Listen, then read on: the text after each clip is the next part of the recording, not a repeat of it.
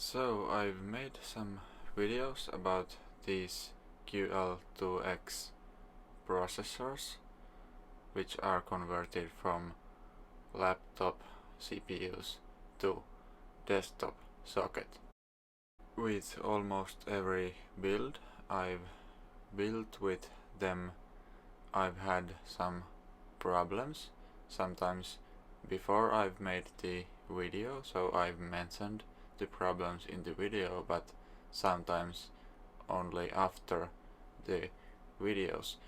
So I thought I'd make an update on how these QL2X CPUs have worked for me and how I've resolved some of the issues, but not all.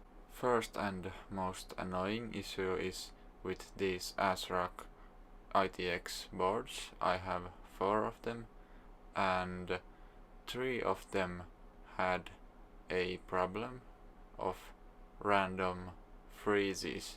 I've figured out that if I swap the BIOS chip from one of these boards to another, the board which has that specific BIOS chip works, but the others always have the freezing issue.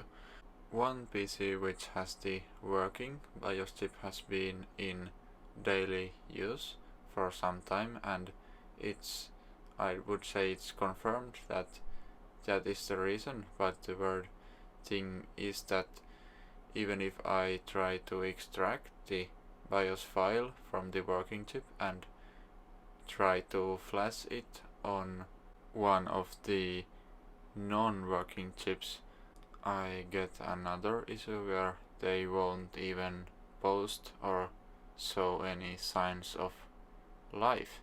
So that is quite weird that only one BIOS chip works. Maybe that's from different manufacturer or something.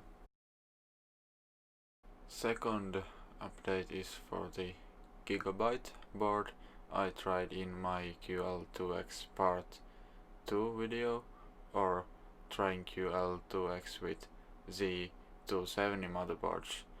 In that video, the Gigabyte board I tried had randomly problems booting up.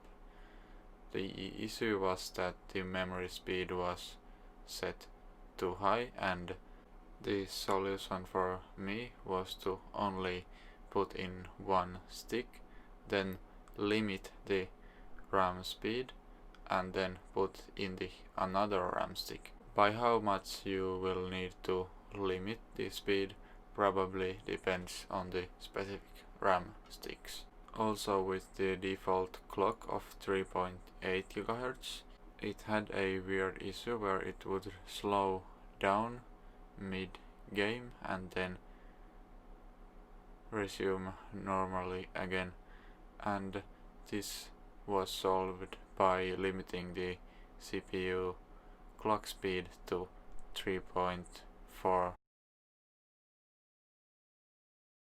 So here are 2 of the QL2X pieces running. This one is with the ASRock motherboard and XFX 480 graphics card, and the other one is with the Gigabyte Z270 and MSI Vega 56. So messing with these QL2 CPUs always tends to leave more questions than answers, but at least this is 2 builds that are working. I've also been told that there is now a BIOS available for the ASUS Z270 motherboard that I deemed uncompatible with QL2X in that Z270 video. Someone was even kind enough to send me the QL2X BIOS for this ASUS board. Unfortunately, I don't have this board anymore, so I cannot test if it truly works. In other sketchy CPU news, I have a video coming where I review 4 of 5th gen Sketchy CPUs. Also, there's more and more of these Sketchy CPUs from 6th generation up in AliExpress. I have one 8th gen CPU ordered and I've got the motherboard for that already.